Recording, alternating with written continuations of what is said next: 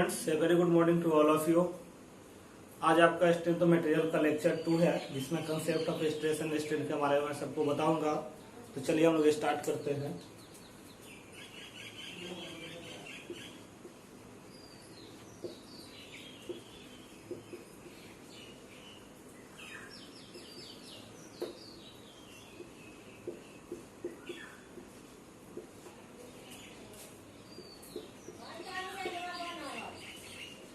Concept of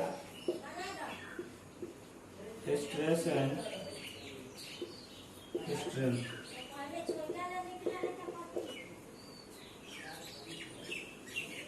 concept of stress and strain के बारे में सबसे पहले हम लोग जानेंगे कि व्हाट इज स्ट्रेस। स्ट्रेस क्या होता है।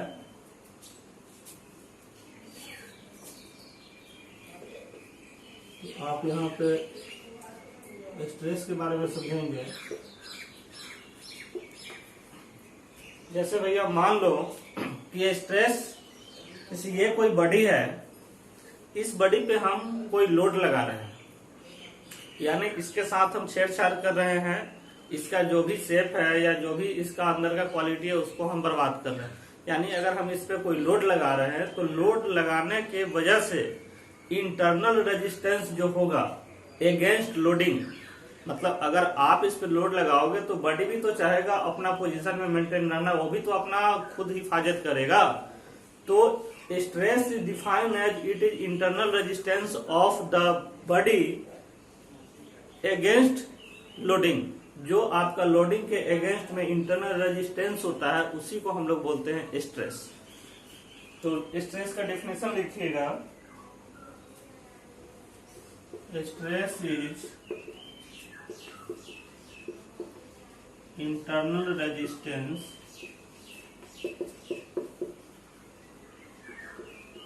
of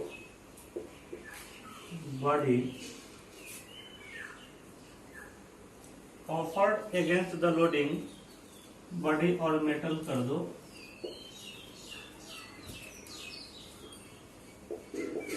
offered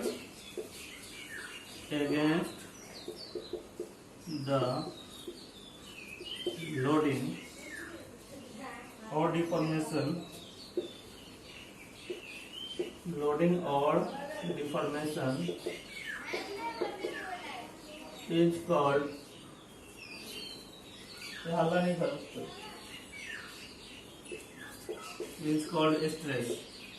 जैसे मान लो कि ये कोई बॉडी है, इस पे आपने लोड लगाया P, इस पे आपने लोड लगाया P, तो इस P लोड की वजह से ये अपना क्या करेगा, जब इसके वजह से कुछ दबाव पड़ेगा तो ये अपना इंटरनल रेजिस्टेंस ऑफर्ड करेगा, उसी को हम लोग बोलते हैं स्ट्रेस।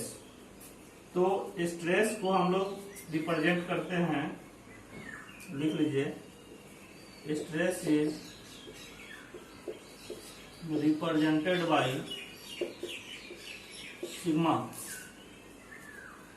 तो मैथमेटिकली इसको हम कैसे एक्सप्रेस करेंगे, तो मैथमेटिकली हम एक्सप्रेस करते हैं लोड बाई एरिया, ठीक है। तो स्ट्रेस बराबर लोड बाई एरिया। इसका यूनिट की बात करता है तो इसका यूनिट होता है, ऐसा यूनिट जो होगा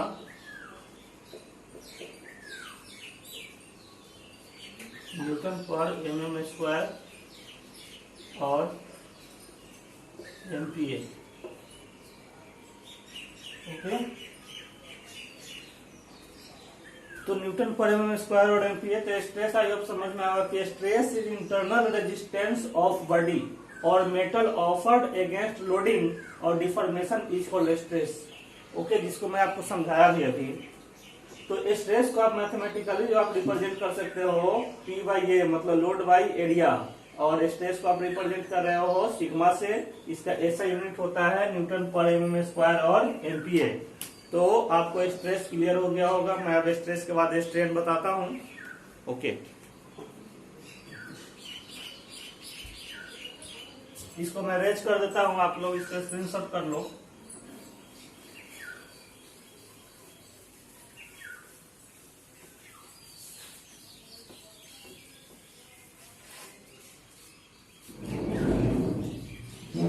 देखिए आपका नेक्स्ट जो टॉपिक है strain, very very important topic. Strain करने का मतलब है, क्या होता है स्ट्रेन, पहले समझ लो। ये भाई आपका कोई बॉडी है, ओके, जिसपे आपने पी लोड लगाया, और इस बॉडी का अभी आपका जो लेंथ है वो एल है। तो अभी जो मेरा ये बॉडी है, ये बॉडी का मेरा लेंथ एल है, लेकिन इस पे अगर हम कोई टेंसाइल लोड लगा देंगे या कॉम्प्रेसिव लोड लगा देंगे, तो टेंसाइल लोड मैंने यहाँ पे देखिए पी लगा रहे हैं, तो ये खिंचाएगा, खिंचाव क्रिएट होगा। तो इस खिंचाव क्रिएट होने के वजह से आप यहाँ पे देखो, ये कुछ इसका लेंथ बढ़ेगा। जाहिर सी बात है कि अगर आप उस पर खींचोगे तो लेंथ बढ़ेगा, तो ये लेंथ डेल्टा एल से बढ़ जाएगा, ठीक है। तो स्ट्रेन बोलता है कि strain is defined as change in length by original length.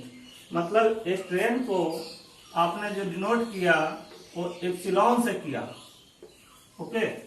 तो एप्सिलॉन बराबर चेंज इन लेंथ, मतलब चेंज इन लेंथ वही हो रहा है, डेल्टा एल, यही ना चेंज कर रहा है भाई, ओरिजिनल लेंथ एल है, तो ये हो जाएगा आपका स्ट्रेन।